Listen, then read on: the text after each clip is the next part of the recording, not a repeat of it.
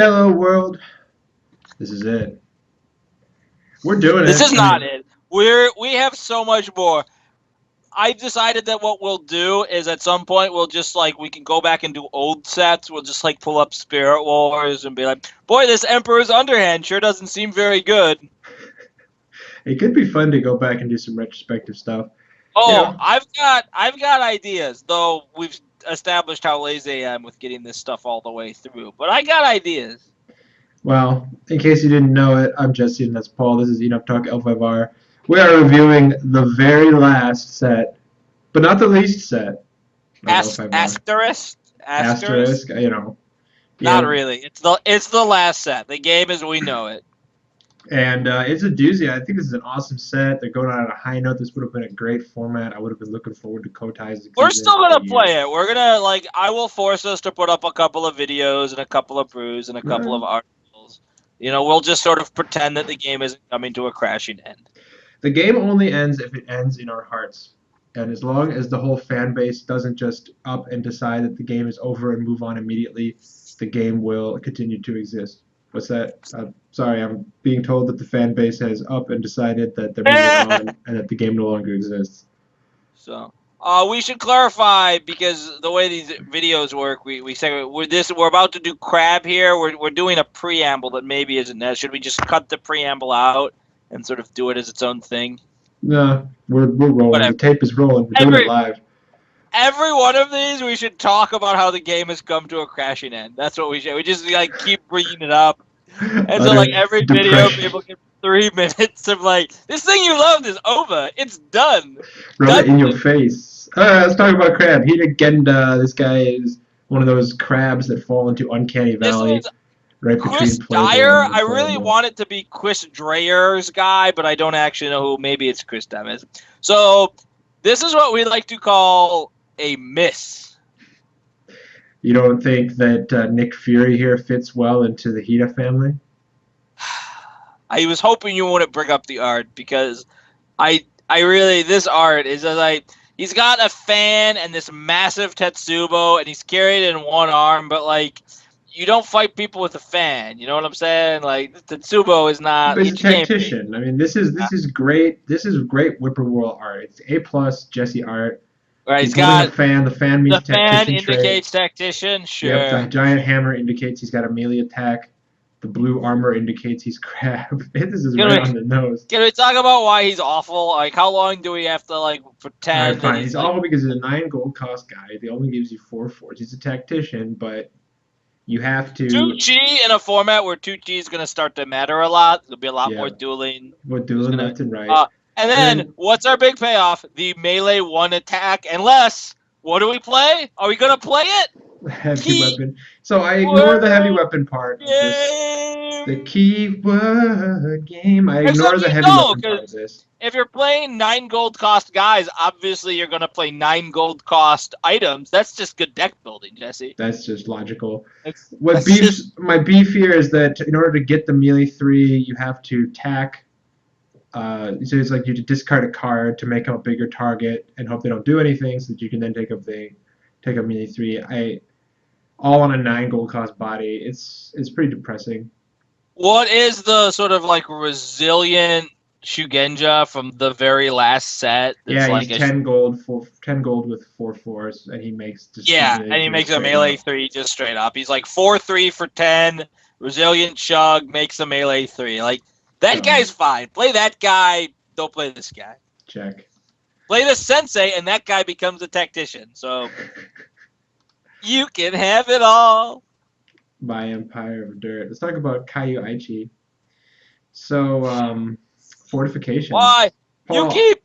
Siege is gonna happen any day now, man. Any day now. That next set is really gonna bring Siege. Whatever set's coming after Evil Portents, Siege is gonna come together, Jesse. It's gonna happen. 3 personal honor just to thumb the nose in everybody's faces. Yep. And then a bunch of text that just don't matter. 3, 4 for 6 resilient. That's an acceptable stat line. You can sort of see a good blank. Give them a meaningful thing, and you'll be we can make a guy out of this. But then you read it, it's here's some fortification stuff, and I'm just like, I I'm don't. putting the I want to be kibosh on done. this because every time we do these set reviews, we always talk about resilient and like how resilient's gonna get there and how resilient's almost there. Like I'm calling it quits. This is done. I'm making the declaration. Resilient didn't make it. It's a failed I keyword. give It never value out of matters. resilience sometimes. You've never defended with a resilient guy who shoots people, like resilient melee 3 guy. I used to defend with him all the time. Sure, he'd die, but he'd take up fake guards and stuff with him. Like, I've gotten some value out of resilient. Valiant defenses, the terrain that gives everybody resilient. I've seen that card swing games. I've played that card in swung games with it before, but that's different. That's like that old card, Last Refuge from Yeah. that's completely different. Just tack resilient onto random guy, especially here where you've got basically like a blank body except in a very narrow deck. I'll use my crappy fortification to do something crappy, and then I'll do it again. Yeah, whatever. So. Yeah, and it's not even. Is it an additional action from your? No, it's not even that. It's like I use his battle action, which then allows me to take an additional action using the fortification. It's not like I can use the fortification twice. That would be. Well, you use the fortification, you bow it, play that terrible send-home card, and then realize you could have just played block supply lines, but that's not flavor. That's not fun. That's not flavor. That's not fun. Some I want to Siege talk guys want to have about the guys carrying the stuff in the bottom left of the picture appear to be Muslims. that. I was so hoping you wouldn't go there, but here we are. Is it the case that there's like a fat like Mongol Khan like lording over some Muslim slaves? Is that what's going on? I suppose the good thing is like there's nobody left to be mad at us, so we can just talk about it. I mean, is there another way to interpret this art? I guess I mean, it's commentary. It's commentary on sort of Western imperialism in the Middle East. Is that what you think it's is a happening Chinese here? guy. I don't. How is this Western imperialism? It's all about like the shifting geopolitical. Oh yeah, I'm pulling the plug on this. Let's talk about Caillou Can we talk? If we're gonna talk about the sort of all the ridiculousness, can we talk about the flavor text is all according to plan. What is the plan? Like, have a few. What is the plan here? I'm gonna have a whole deck. I have managed to get to an appreciable level of girth. Like, I can execute that plan. Like, that's not an impressive plan. Like, I ate some Cheetos today. Like, what's going on? I'm on welfare. Plan executed.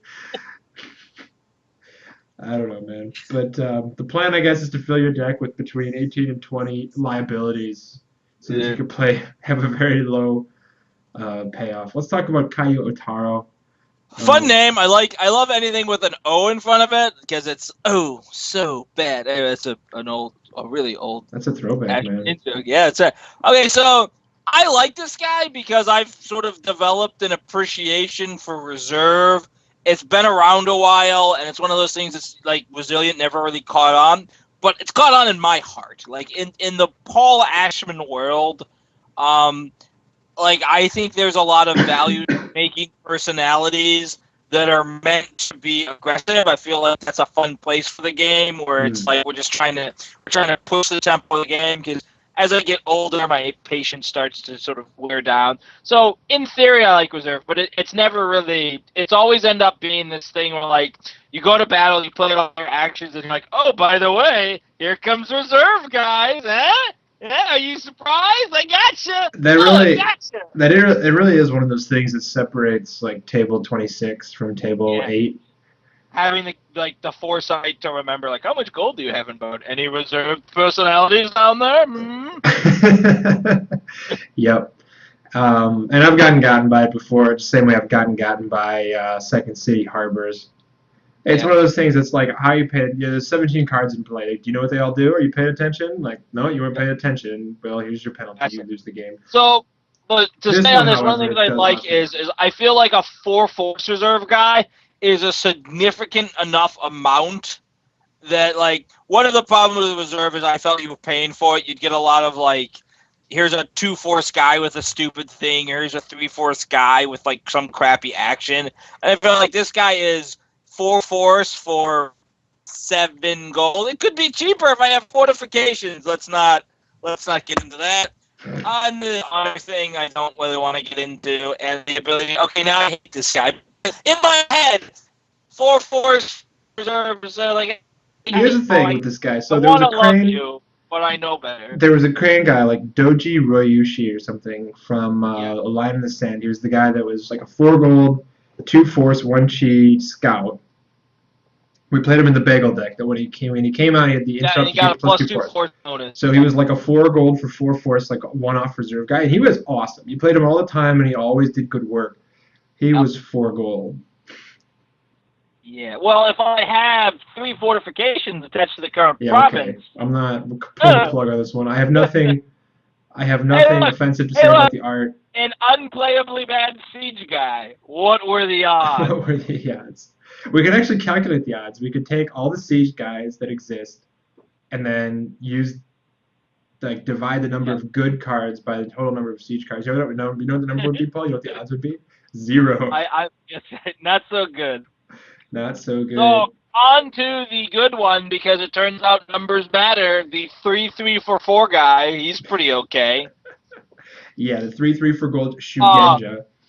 Robbins, because the straighten your sensei ability is great. Not so much for the straighten the make them discard a card sensei, but the make them like bow your attachment to shoot a thing. Like, oh god, yeah. That's just like with Ichigoku Sensei or whatever. I got my bread and my peanut butter. What am I? Jelly! Oh baby, I've cracked it. Yep, this guy's totally awesome. You were playing that deck. You Paul also had like a deck that was built around that. I want to say like Ichi something, Ichimoko, Ichigoku, Ichi something Sensei, and it was really good. It just was a bunch of big fatties with big fatty weapons, and it attacked, and it shot for melee 3s.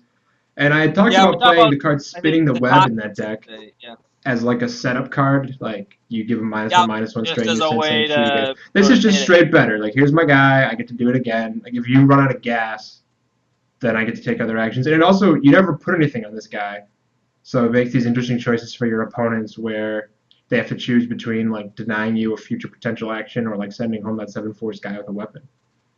Yep, and one of the things I like about this guy too is the no honor rec, so you can hit that. Like if you give him 3 honor, then it's like, oh man, I gotta go. He'll be above starting honor with Tatakan Sensei or whatever. He's easy to play. I mean, easy to play, easy to love. True, Dad. Let's talk about Kuni Renyu. Look, experience 4. Kinda hard to play, but still lovable. Yeah, I mean, there's not gonna be an experienced 5. Yeah, they finally. The only way to stop printing Renyus is to shut down L5R. That's how popular this guy was. He's got the +1 province strike back, which always was my favorite part of the EXP2, the best one. A great get you moment, right? A great just like, by the way. Yeah. So. Yeah. They put it up front. So the reason why that one got you, because no one ever forgot the -2 gold cost to all your guys. But that line of text is like all of your crab plant personalities in your provinces have -2 gold costs, like 3 lines of text, and then your provinces have +1 strength. It's the same way it is on Kisada on Little Bear. They're like blah blah blah blah blah blah blah. Your provinces have +1 strength.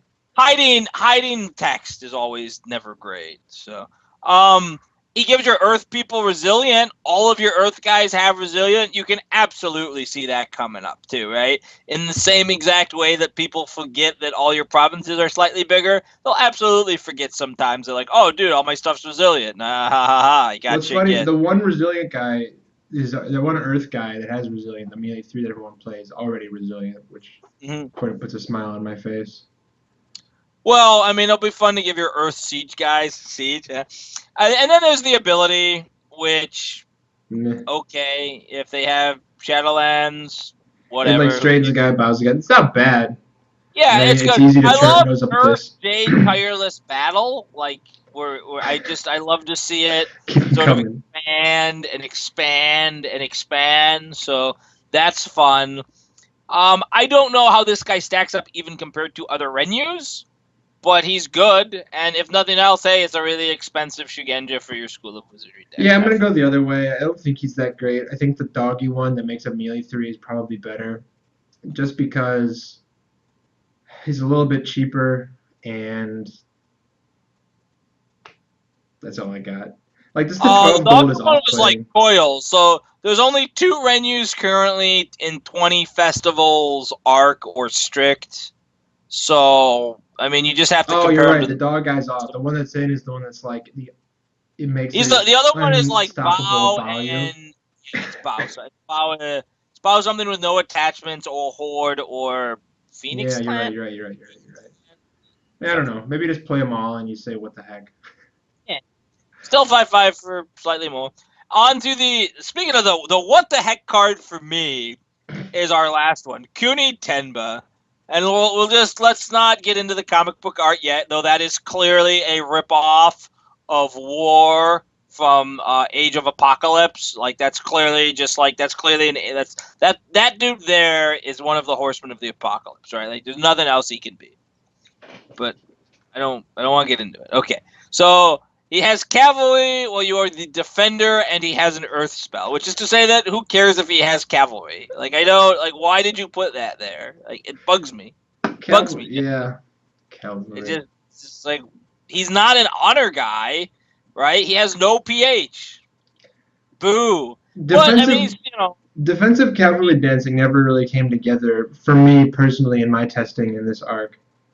Like nope. attacking was so like just driving past each other until the very last battle. There was never a lot of dance revolution that went on, and so they throw these guys here and there that they have cavalry on the defense in these certain conditions, and it never really did it for me because I never found myself wanting to have that guy to counter their cavalry guy because I was either defending or I wasn't. Yep.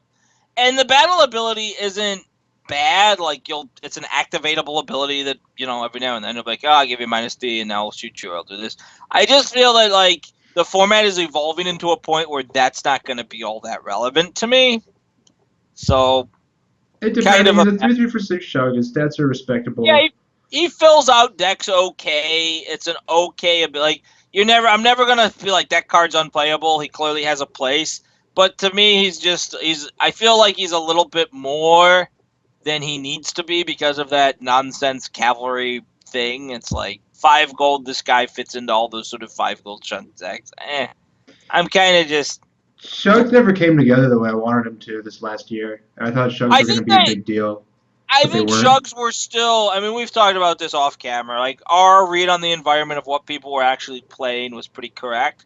I think the game just it wasn't as expanded enough. I just don't think people were playing the types of Shugenja decks that could have success within the formats. I mean, we've got Shug decks that like never ever lose to Mantis. We also have Mantis Shug decks that are really great.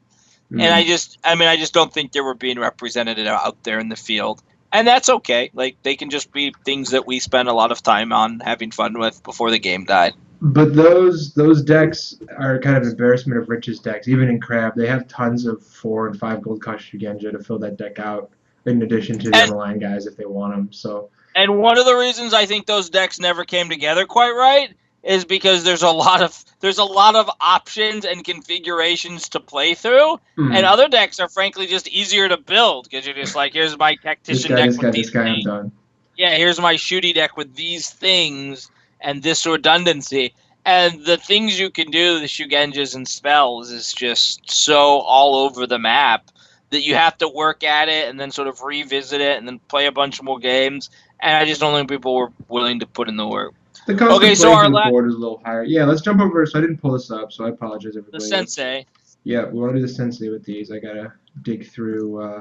Ayamasa Sensei. I We'll am spend some time sensei. trying to remember. Do you remember who Ayamasa is? Do you know who Ayamasa is? I I kind of recognize the art. I recognize those mutton chops. This is a card for you. I mean, this was before the dawn was an emperor set. Okay. I think it was tagged into Celestial as well. So I mean, this is a card you've seen. And I mean, he's playing some modern, some big deck stuff. So he was the guy that's like I forget what the flavor point is. It's like you prepare your home. You'd gain 3 honor, and then you couldn't attack for the turn.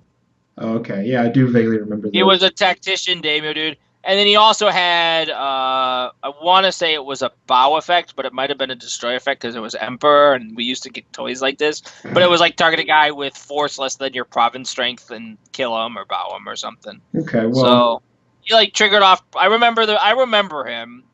And so it's always fun for me when I vaguely remember like what the inspiration for the sensei Now was. this one, and they did this 2 times because we have 2 fortification sensei now. We have the one from 20 Festivals itself, and this one. Yeah. And why? Like, what is with them and saying no province strength off of fortifications? It's like I don't understand You what it you is. absolutely know what it is. It's a fear of design and a fear of future design. They're worried about There's not like even that many Caillou though. Walls. There's only They're worried two about legal. Caillou Walls from Gold Edition coming back, man. They're worried. They don't want it to happen. Who cares if they have Fushiko no Oni in the set? They just don't want it to happen. So, But there's nothing in the set. There's only 2 legal fortifications that add province strength. Defensive well, when you memorial. give something such a powerful ability of recruit a target non-gold producing fortification for 2 less gold, I mean, you got to have some downsides, right? I mean, that's a super powerful ability. You can get all your tunnel networks for free. It's- the fact, I mean, you look at the drawbacks of this card, and the no province strength thing is just total kick in the nuts. And it isn't just from fortifications, by the way. Did you notice that? It never just says negate your current and new province strength from No, you're fortifications. right. It's just Sorry, no more, no sorry, any. Kuryu, sorry, Outer Walls, like sorry, Flooded Pass, like you are all unplayable because I don't know why. Yeah. And then your stronghold has no So, abilities, like because clearly being allowed to straighten one of your guys, in addition to being able to recruit your town network for free, so the would just be problem too I good. had when I first read it is I couldn't think of a single non-fortification or a single non-gold producing fortification that like didn't make gold that had a gold cost above 0. Like I couldn't think of any, and I'm pretty sure there weren't any until this card came out. Which just is like that's never an exciting place for me, Hmm. and even less exciting now because there's not going to be any more. I mean, this card's a huge miss. I see what they're trying to do. I like it. I would have liked to just see like a flat, fortifications that don't Sure. produce gold refill face up with no gold reduction. That'd be And nice. yeah, I would have liked it with just all your fortifications are 4 gold less as long as they don't make gold or something, and maybe it would have some fun like big deck implications with like Walls of Odo Sanucci. But like I don't one really. flip per turn, I mean, like this just doesn't get there. The province strength trait is a total head scratcher. That your stronghold has no abilities. It's a total head scratcher. It's once per turn. It doesn't target anything. Having said that, you could just play it. Like, is there a place where crab decks will play it just for +1 starting honor and ignore everything else on the card? Like, that's something that I'd have to look at. You have to check Is the there some? matchups. Like they're three. They're already going first against I mean, Mantis. it would just be the personalities, right? You just look for are there crab personalities with a 4 honor requirement That's worth that losing your stronghold ability to buy more effectively. You're losing me. I mean it would be a very sort of stretch scenario, but I Yeah, could. and I respect your reach, but I call you out on it nonetheless. Yeah. So that And was it turns out I just looked. There's one guy with a 4 honor rec and he's terrible. So whatever. so I that's tried, man. crab. I give him like a. Yeah. Let's try a new thing. Let's give him a Yeah. number. Rate him. Rate crab like out of An 10. arbitrary number from 1 to 17, From one or to what do you yeah, let's go. 1 to 10. I think is the cultural norm. We can is try to that? stick within. Uh, Human dead being. dead 5 for me. It's dead center, right? So Crab were a little under, and that you were hoping for a big push. They didn't get a big push. They got a couple of Shugenja, which I am partial to. I'm biased towards, but I liked Crab Shugenja decks, and I will continue to like Crab Shugenja decks. And so other than that, they were just sort of dead. They had the reserve guy who's not good, but I don't hate, and yeah. So for me, they're just they're dead even. I didn't really like the first 3 dudes, but then they had 3 Shugenja that I liked. The experienced one, and the 6 gold cost one, and the 4 gold cost guy who's great, who's a home run. So for me, it's like 5 cards that I like, or half the cards I liked. So it's a dead. I guess I'd put him at a 4, slightly under, because I have the unique guy who's not really a guy, and I hate the Yeah. sensei. Yeah, we're in the So same place. So just the 5 gold cost guy that trades your sensei is big game, and that for opens up a couple of interesting decks. Otherwise, I think Crab got like just big old zero here. yeah, And I mean, they have Commander, that's not really a thing, and they got Siege, not really a thing. So I mean, those were sort of speculative plays that we just know are never going to get anywhere. And so that happens. Tough time to be a crab player, but hey, tough time to be an L5R player. Ah. All right, well, stick with us if you want more pessimism and offensive things about slavery and art. Yeah, I don't know what Check happened us there. out We might on Twitter have and to clean that one Facebook up a and little the bit. internet, L5R, L5R.com. Keep playing L5R, guys. We're going to keep doing it. You should too. Until next time, I am Jesse and that's Paul. And this has been Enough Talk.